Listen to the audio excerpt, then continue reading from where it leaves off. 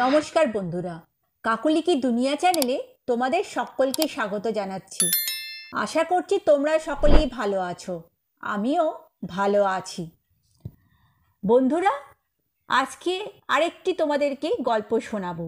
সেই গল্পের নাম সেই চেয়ার, লেখিকা ডক্টর গৌরী দে। তাহলে বন্ধুরা, গল্পটা পড়ছি। উল্টোডাঙার মোড়ে আসতেই চোখে পড়ল ছোট্ট একটা কাঠের দোকান। অপূর্ব কারুকার্য করা নানা ধরনের কাঠের ফার্নিচার সাজানো রয়েছে। ইন্দ্রনীল গাড়িটা কোথায় রাখবে ভেবেই পেল না। শেষে প্রায় 15 মিনিট ধরে ঘোরার পর একটা গলির মধ্যে গাড়িটা রেখে সে দোকানটার দিকে এগিয়ে গেল।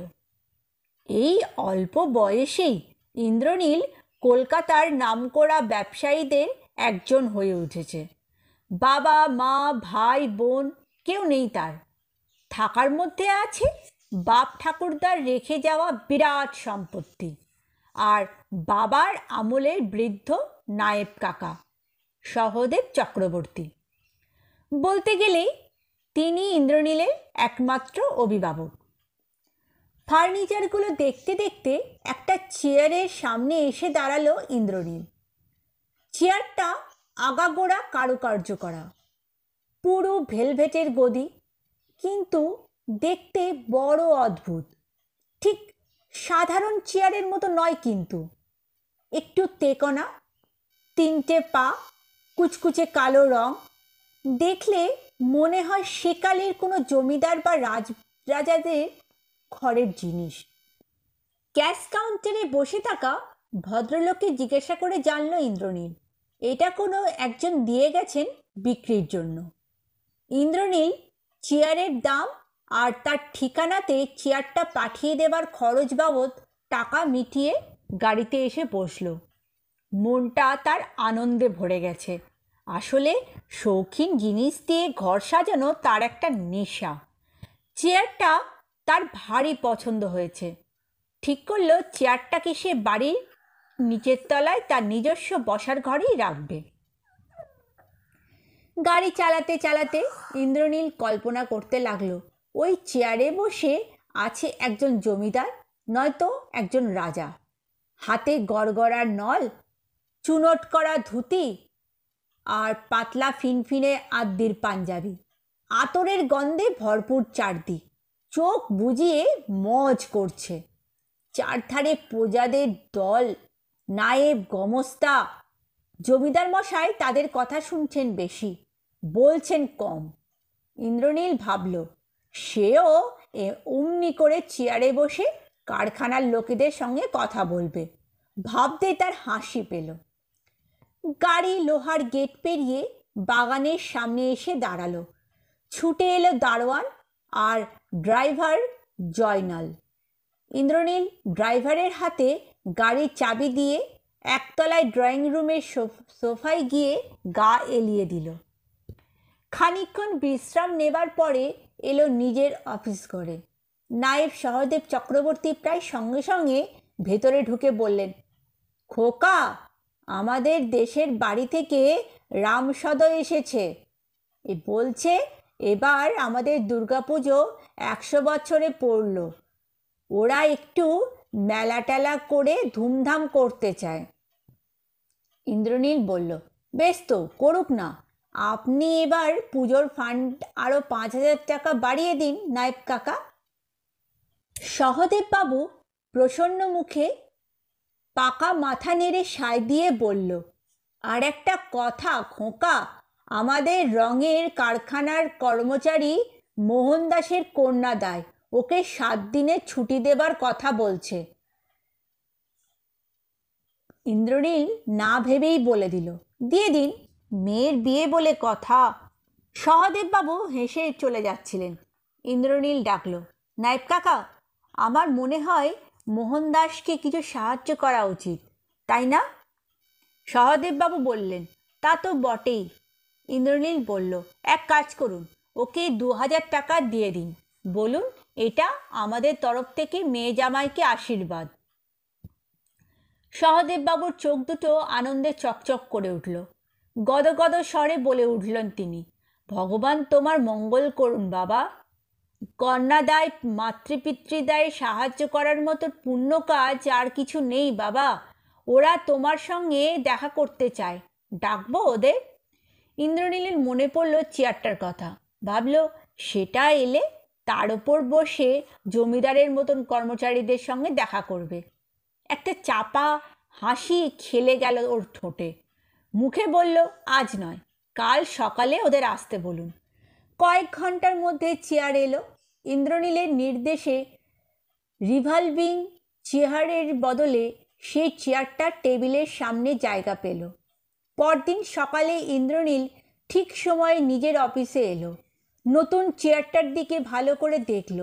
তারপর পকেট থেকে সিগারেট কেস বার করে একটা সিগারেট ধরিয়ে মজ করে বসলো চেয়ারে। কিন্তু এ কি? চেয়ারে বসার সঙ্গে সঙ্গে একটা অদ্ভুত অনুভূতি হতে লাগলো। মাথার মধ্যে কেমন যেন একটা কষ্ট, যেন রক্তচাপ বেড়ে চলেছে। একই সঙ্গে রাগ এবং বিরক্তি তাকে অস্থির করে তুলল। ঠিক সেই সময় সহদেববাবু সঙ্গে রামসদয় মোহনদাস হাসি মুখে ঘরে ঢুকল। ইন্দ্রনীলের মুখে রাজ্যের বিরক্তি। রূঢ় কণ্ঠে বলে ওঠে, কে তোমরা? কি চাও? সহদেববাবু বললেন, এরাই মোহনদাস আর রামসদয়। রামসদয় বলে উঠল, গ্রামের লোকেরা আপনাকে দুহাত তুলে আশীর্বাদ করছে স্যার। এক কথায় আপনি অতগুলো টাকা। ওর কথা শেষ হলো না। চিৎকার করে উঠল ইন্দ্রনীল, চপড়াও! কে চেয়েছে তোমাদের আশীর্বাদ? এক পয়সাও বাড়তি দেওয়া হবে না, জেনে রাখো। টাকা কি খোলামকুচি? পুজো তো করবে কত, সব তো ওড়াবে ফুর্তি করে। যাও, বিদায় হও। রামসদয়ের মুখটা অপমানে লাল হয়ে গেল। হয়তো কিছু বলতো, কিন্তু ইন্দ্রনীল আবার ধমক দিল, যাও, দাঁড়িয়ে আছো কেন? সহদেববাবুর মুখে কথা নেই। তিনি কোনো দুঃস্বপ্ন দেখছেন? সদা হাস্যমুখী দিলদরাজ কমল স্বভাবের মানুষটার হঠাৎ একই পরিবর্তন। ইন্দ্রনীল রক্তবর্ণ চোখে তাকালো আবার মোহনদাসের দিকে। বলল, তোমার কি চাই? মোহনদাসের গলা শুকিয়ে গিয়েছিল। কোনো রকমে বলল, আমার মেয়ের বিয়ের জন্য ছুটি। কথা শেষ হলো না। চেঁচিয়ে উঠল ইন্দ্রনীল, হবে না, আর হলেও মাইনে ছাড়া ছুটি। তোমার মেয়ের বিয়ে বলে তো আর আমার কারখানার ডকে তুলে দিতে পারি না। সহদেববাবু এমন ইন্দ্রনীলকে চেনেন না। তিনি হতবাক হয়ে গিয়েছিলেন। কোনো রকমে বললেন, কাল তুমি বলেছিলে ওকে কিছু টাকা। যা কোনোদিনও ভাবতে পারেনি ইন্দ্রনীল, সেই তাই করল। ধমকে উঠল নায়েব কাকাকে। বলল, আপনি আজকাল কানে কম শোনেন নায়েব মশাই, এবার অবসর নিন। সহদেববাবু লজ্জায় অপমানে মাথা নিচু করলেন। মোহনদাস কড়া কথা শোনাতে উদ্যত হল। সহদেববাবু তার হাতটা চেপে ধরলেন। কোনো কথা আর না বলে ওরা দুজনেই বেরিয়ে গেলেন ঘর থেকে। ইন্দ্রনীল চেয়ার ছেড়ে উঠে দাঁড়ালো। মাথা হঠাৎ এটা হালকা হয়ে গেল। আর তার চলতে পারছে না। চেঁচিয়ে উঠল, সুখদেব! দৌড়ে এলো সুখদেব, তার খাস পেয়ারার লোক। ইন্দ্রনীল কোনো রকমে ওকে ধরে নিজের শোবার ঘরে গিয়ে খাটে গিয়ে শুয়ে পড়ল। প্রায় ঘন্টা ৩-৪ বাদে স্বাভাবিক হলো ইন্দ্রনীল। তখন ঘড়িতে 4টে বেজে গেছে। সুখদেব সামনেই ছিল। বাবুকে উঠতে দেখে এগিয়ে এলো। ইন্দ্রনীল বলল, সুখদেব, আমি এতক্ষণ ঘুমোচ্ছি, তুই ডাকিসনি। আজ আর কারখানা যাওয়া হলো না। তুই বরং এক কাজ কর, নায়েব কাকাকে ফোনে বলে দে, কাল সকাল 10টায় আমি প্রথমে রঙের কারখানা, তারপর রবার ফ্যাক্টরিতে যাব। উনি যেন আমার সঙ্গে থাকেন। সুখদেব মাথা নেড়ে চলে যায়। পরদিন কারখানায় ঢুকতেই একটা থমথমে ভাব লক্ষ্য করল ইন্দ্রনীল। অন্যদিন ও ঢোকার সঙ্গে সঙ্গে সকলে হাসি মুখে অভ্যর্থনা জানায়। আজও অভ্যর্থনা করল বটে, কিন্তু হাসি নেই কারোর মুখে। বিশেষ করে মোহনদাসের ব্যাপারটা তার আরও অবাক লাগছে। মেয়ের বিয়ের জন্য সে যে অত টাকা দিল, তার জন্য এতটুকু কৃতজ্ঞতাও দেখা গেল না মোহনদাসের মুখে। সহদেববাবু ঘরে ঢুকলেন। তার চোখের কোলে কালি, মুখ গম্ভীর। ইন্দ্রনীল খুব অবাক হলো, বলল, নায়েব কাকা, কারখানায় কি কোনো গণ্ডগোল হয়েছে? কেমন যেন থমথমে ভাব।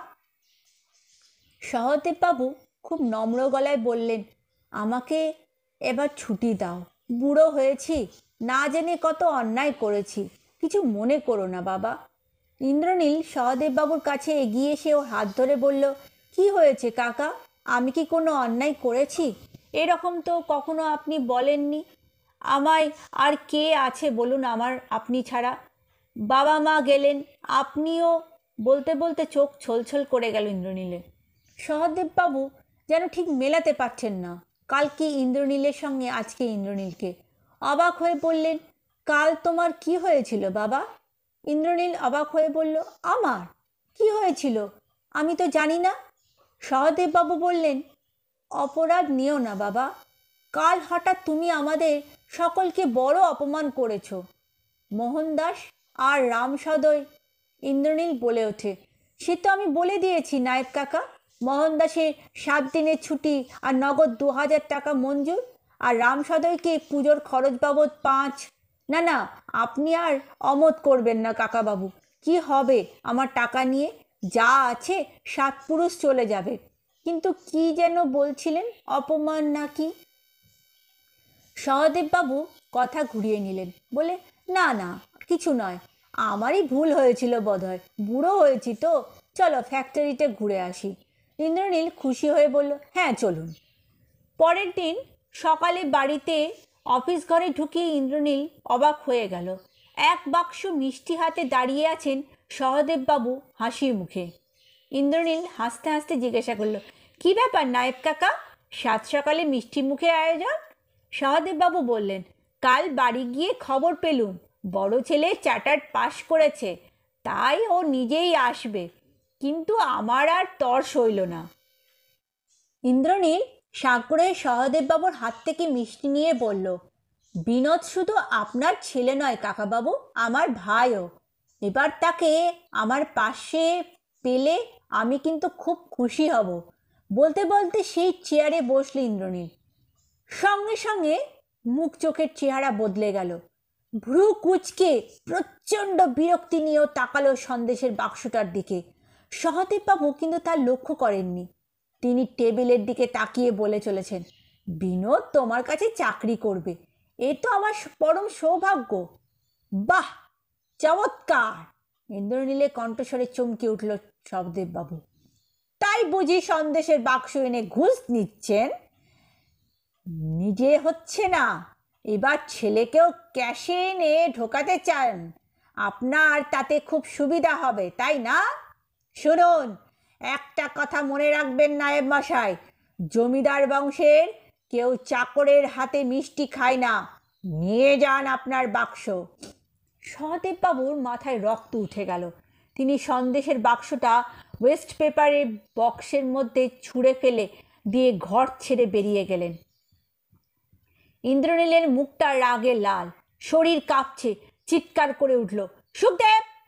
চিৎকার করে উঠল বটে, কিন্তু সুখদেব এসে পৌঁছাবার আগে ইন্দ্রনীল অজ্ঞান হয়ে পড়ে গেল মাটিতে। এরপর ডাক্তার, বদ্যি, হুলস্থুল কাণ্ড। সহদেববাবুও না এসে পারলেন না। তার মনে একটা সন্দেহ উকি মারতে লাগলো। তিনি সবার অলক্ষ্যে ইন্দ্রনীলের চেম্বারে এলেন। চেয়ারে বসেই উঠে পড়লেন। একটা যেন শক লাগলো। সহদেববাবু তন্ন তন্ন করে পরীক্ষা করতে লাগলেন চেয়ারটা। হঠাৎ এক জায়গায় তার চোখটা আটকে গেল। চেয়ারের পেছনে ছোট্ট করে লেখা আছে জে বি। চমকে উঠলেন সহদেববাবু। এ চিহ্ন তার অত্যন্ত পরিচিত। নয়নপুরের অত্যাচারী জমিদার জয়নারায়ণ বসুর কাছে তার বাবা কাজ করতেন। ছোটবেলাটা কেটেছে তার ওই গ্রামেই। তারপর জয়নারায়ণের মৃত্যুর পর তার ছেলে জগন্নাথ বসু বাবার চেয়েও অত্যাচারী হয়ে উঠলেন। গ্রামের প্রজারা শেষকালে অতিষ্ঠ হয়ে বিদ্রোহ করল। সেই সময় ওরা পালিয়ে এসেছিল কলকাতায়। পরে শুনেছিলেন নিঃসন্তান অবস্থায় জগন্নাথ মারা যান। কে বা কারা তাকে খুন করে পুকুরে ভাসিয়ে দিয়েছিল বলে শোনা যায়। এরপর নয়নপুরে জমিদার সব কিছু নয়ছয় হয়ে যায়। সহদেববাবুর বাবা যখন ইন্দ্রনীলের ঠাকুরদার কাছে কাজ নিলেন তখন সহদেববাবুর বয়স 20-22। কিন্তু এই চিহ্ন চিনতে তার ভুল হয়নি। সহদেববাবু আবার তাকালেন চিহ্নটার দিকে। মনে পড়ল নয়নপুরে জমিদার বাবুর বাড়ি ঢোকার আগে সিংহ দরজার মাথার উপরে এই চিহ্ন খোদাই করা ছিল। মনে পড়ল তার বাবার সঙ্গে গেলে সবসময় তিনি লক্ষ্য করতেন চিহ্নগুলো। সমস্ত জায়গায় এই চিহ্ন তাকে কৌতূহলী করে তুলত। চেয়ারটাও তিনি চিনতে পারছেন এবার। হ্যাঁ, এই সেই চেয়ার। সভাঘরের এক পাশে এই চেয়ারটা থাকত। দুপাশে প্রজারা, চেয়ারে বসতেন জমিদার। তার ডান পাশে নায়েব, বাঁ পাশে ইয়ার বন্ধুর দল। কিন্তু এটা কি অভিশপ্ত চেয়ার? নয়তো ইন্দ্রনীল এই চেয়ারে বসলেই বদলে যাচ্ছে কেন? সহদেববাবু এই প্রথম ইন্দ্রনীলকে না জানিয়ে একটা কাজ করে ফেললেন। পরদিন সকালে ইন্দ্রনীল নিজের চেম্বারে ঢুকেই থমকে দাঁড়ালো। এ কি, তার সদ্য কেনা নতুন চেয়ারের বদলে পুরনো চেয়ার কেন? কে করলো এই কাজ? চোখে পড়ল টেবিলের ওপর চাপা দিয়ে রাখা একটা চিঠি। বিরক্ত হয়ে ইন্দ্রনীল চিঠি খুলে পড়তে লাগলো। চিঠিটা সহদেববাবু তিনি লিখেছেন, তোমার অনুমতি ছাড়াই চেয়ার সরিয়েছি। এর জন্য যা শাস্তি দেবার দিও, মাথা পেতে নেব। তবুও আমার প্রিয় ইন্দ্রনীলকে এই অভিশপ্ত চেয়ারে বসে আমি কিছুতেই নয়নপুরের অত্যাচারী জমিদার জগন্নাথ হয়ে যেতে দেব না। বুড়ো হয়েছি, এবার আমায় ছুটি দাও। হ্যাঁ, একটা কথা, চেয়ারটা নিচের গোডাউনে রেখেছি, দেখবে ওতে জেবি লেখা, তাহলেই সব বুঝতে পারবে। ব্যাপারটা তো তোমারও অজানা নয়। পড়তে পড়তে ইন্দ্রনীলের মুখের চেহারা বদলে গেল। পুরনো চেয়ারে বসে এক চোখ জল নিয়ে নিজের মনে বলল ইন্দ্রনীল, কাকাবাবু, ইন্দ্রনীলের কেউ নেই, শুধু তুমি আছো। তোমাকে আমি হারাতে চাই না কাকাবাবু, কোনো দিনও না, কখনো না। কিছুক্ষণের মধ্যেই দেখা গেল ইন্দ্রনীলের গাড়িটা ছুটে চলেছে সহদেববাবুর বাড়ির দিকে। বন্ধুরা, কেমন লাগলো আমার এই গল্পটি? যদি ভালো লাগে কমেন্ট করে অবশ্যই জানিও। আর আমার চ্যানেলটিকে লাইক আর সাবস্ক্রাইব করতে ভুলো না যেন। ঠিক আছে বন্ধুরা, আজকের মতন বিদায় নিচ্ছি। সবাই ভালো থাকবে কিন্তু।